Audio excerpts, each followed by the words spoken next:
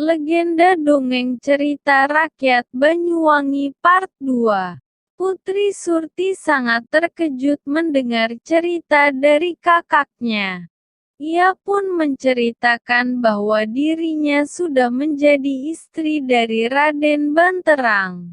Ia pun menolak untuk membalas dendam dan memohon agar tidak mencelakai suaminya Raden Banterang.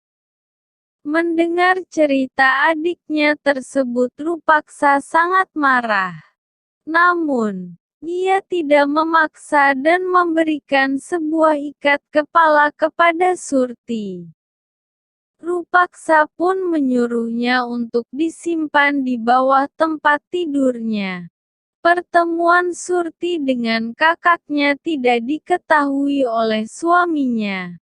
Karena Raden Banterang sedang berburu ke hutan.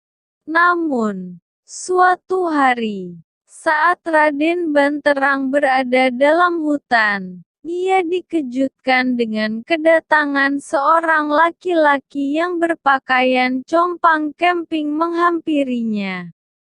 "Wahai tuanku, keselamatanmu berada dalam bahaya. Istrimu Putri Surti merencanakan untuk membunuhmu." Suaminya sendiri. "Tuan bisa membuktikannya sendiri." Istrimu menyimpan sebuah ikat kepala yang diletakkan di bawah tempat tidur. Ikat kepala itu adalah milik seorang laki-laki yang dimintai tolong untuk membunuh Tuan. Laki-laki itu menjelaskan. Mendengar penjelasan tersebut, Raden Banterang segera kembali ke istana. Ia pun segera mencari ikat kepala yang sudah diceritakan laki-laki yang ia temui di dalam hutan.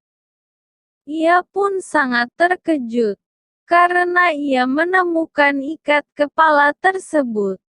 Raden Banterang takut keselamatannya terancam dan ia pun mencurigai istrinya.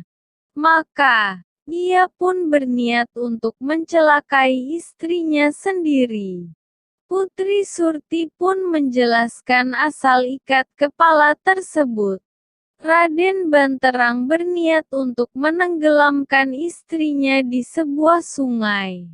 Setibanya di sungai, Raden Banterang menceritakan pertemuannya dengan seorang laki-laki yang tidak dikenal ketika sedang berburu di hutan.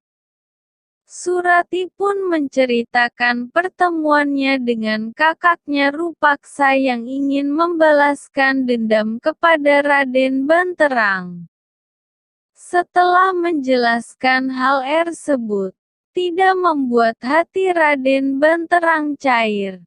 Ia menganggap istrinya berbohong. Akhirnya, dengan rasa kecewa Putri Surti berkata, "Suamiku, jika nanti setelah kematianku dan air sungai ini menjadi jernih dan berbau harum, berarti aku tidak bersalah dan tidak mempunyai niat untuk mencelakaimu.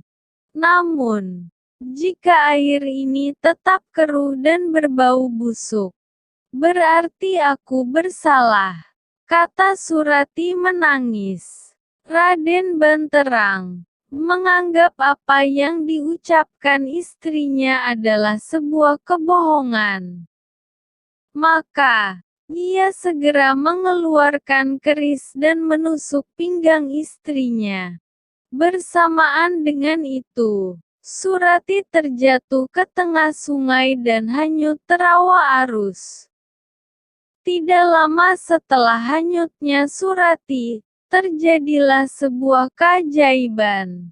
Tiba-tiba, terciumlah bau yang sangat harum di sekitar sungai. Airnya pun berubah menjadi sangat jernih. Raden Banterang gemetar dengan keajaiban tersebut. Melihat itu, Raden Banterang sangat menyesal dan meratapi kematian istrinya. Sejak itu, sungai menjadi harum baunya.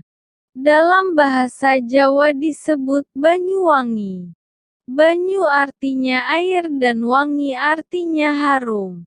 Nama Banyuwangi kemudian menjadi nama kota Banyuwangi. Pesan moral dari legenda dongeng cerita rakyat Banyuwangi adalah jangan asal menuduh tanpa bukti yang jelas. Dengarkan penjelasan orang lain dan bandingkan dengan fakta-faktanya baru mengambil kesimpulan.